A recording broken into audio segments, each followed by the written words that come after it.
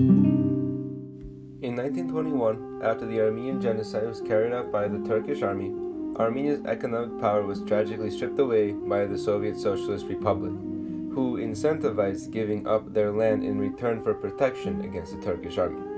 Although the Armenians tragically lost independence and were forced to adhere to Soviet communist rule, in 1991, the fall of the Soviet Union inspired the Armenian people to triumphantly rebuild their economy as a newly independent nation, which in turn shaped the evolving economy of the Second Republic of Armenia today. During the years of 1921 to 1991, the Armenian economy experienced both tragedy and triumph during and after Soviet Union imperialism. In 1920, just before the Soviet Socialist Republic's Red Army invaded Armenia, Armenia itself suffered from an attempted genocide and ethnic cleansing of their homeland by the Turks. This was in response to the fear that Armenia would join forces with Russia. The attempted invasion was destructive to the Armenian economy, leaving it almost non-functioning. People's businesses, homes, churches, and entire cities were destroyed by the Turkish army, and they didn't have enough money to rebuild. This was Armenia's first tragedy that sparked the astronomical shift in Armenia's economy.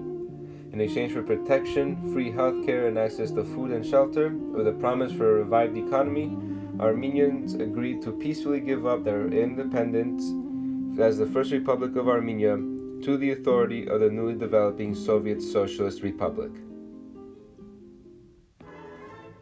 During the more primitive stages of the Armenian Soviet Socialist Republic, or the A.S.S.R., the Armenian people, along with other S.S.Rs, lost most of their economic freedom due to a new communist state established by the Russians. People lost their businesses and were put to work in the factories newly built by the Russians. As time progressed, Armenia became much more technologically advanced and developed on an economical standpoint. As an example, there is a man named Arsen Mikoyan who was a scientist who developed the MiG fighter planes for the Russians. The MiG fighter plane was an important asset to the USSR's Air Force. Joseph Dadigyan, who studied the history of Soviet Armenia, mentions how Armenia was the country with the highest ranking intelligence within the Soviet Union. He mentioned that most of the Armenians during this time were highly educated, usually with PhDs in nuclear physics. These intellectuals with these degrees were some of Russia's best resources for technological and industrial innovation, more so nuclear power plant construction. Essentially, these smart people from this tiny country contributed greatly to build a thriving economy for the USSR. So during the beginning and transition period of the Armenian Soviet Socialist Republic, the situation economically was not great, but was growing and improving at a much more accelerated pace than expected.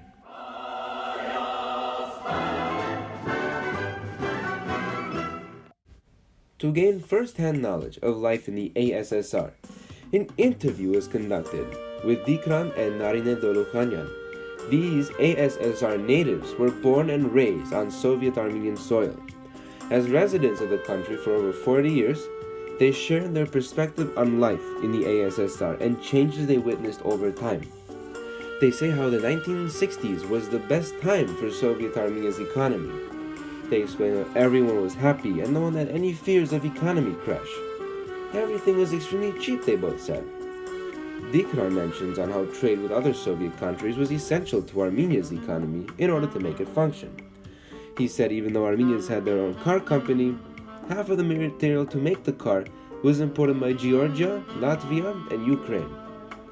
Narine talked about how the gas prices were at an all-time low and was very easy to obtain from Russia. But at the same time, they said it was too cheap along with everything else. Every newspaper was only 1 kopeck, which at the time is only worth 1 penny in US dollars. So essentially, these state-owned businesses were not getting nearly enough profits to withstand spendings. Around 1973, they said, the economy started taking a slow and steady downfall. In 1998, a 6.8 magnitude earthquake hit the region of Armenia, devastating the whole country. This caused factories to be destroyed along with houses, power lines, and gas pipes.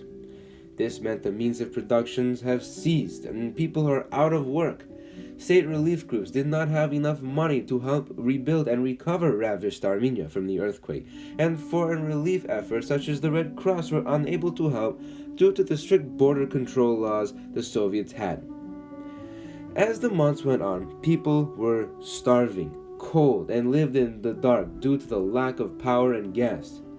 Following that, not even 3 years later, in 1991, the Soviet Union came to an abrupt crash, leaving Armenia and other SSRs completely independent. Now, this was Armenia's first triumph because they now have their independent country again, but also their tragedy because they are no longer under the economic safety blanket they once were with Russia. That year also marked the greatest tragedy in the Russian Federation because they have lost one of the most powerful empires in the world history.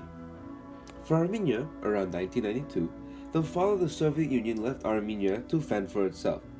At this point, there is no functioning economy. It was a 100% free market, hyper-capitalist enterprise. This meant no regulation whatsoever on whose business, how the product is made or sold. Gas stations didn't work, so people would stand in the streets with tanks of gasoline, and overcharged passing cars really hard to obtain gas. At the same time, houses and apartments were still freezing cold because of the lack of electricity and gas. Tarik Dolukhanian mentions that every single night when she'd come home from trying to find a place to work, she would remove her car battery and walk it up the stairs to the apartment. She would then attach it to a light bulb so her son could study and finish his homework. Ասում ես, որ այստեղ երեխա ունես եւ դժվար է որ այնտեղ նորից հետ գաս ապրես, բայց ուզում ես ապրես այնտեղ։ Ես Ամերիկան եմ սիրում։ Մենք ստեղ իմ ամուսնու հետ շատ հաջողություն ենք ունեցել։ Մենք շատ լավ մարդկանց հետ ենք հանդիպել, իրանք մեզ օգնել են մենք մեր տեղը գտնենք ստեղ։ Ու հիմա ամենակարևորը որ մեր տղան արդեն այստեղ ապրում իր ընտանիքը։ Other residents of Armenia would even go outside and cut down entire forests just in order to keep a little warmer for the winter times.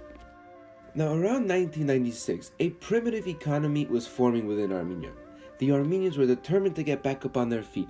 But since there were still no economical regulations, these small businesses would grow without any competition with other companies. These monopolies were usually corrupt and would raise the prices of their products for no reason. An example of a monopoly at the time was Noi bottled water. Noi bottled water was becoming too expensive at the time, but was the only bottled water brand. At the same time, Armenia's newly developed democratic parliament was trying to make money for the country by making citizenship cost $1,000 USD and 400,000 dram AMD. This was becoming surprisingly effective because so many Armenians who once left Armenia wanted to come back to the motherland. As of present day, it only cost $2 USD and 400,000 dram AMD to apply for citizenship in Armenia due to a more stabilized economy. In the year 2000, most of the once lush green forests have been banished into barren, open fields. A group of Armenian Americans decided to invest in a non-profit organization called the Armenian Tree Project.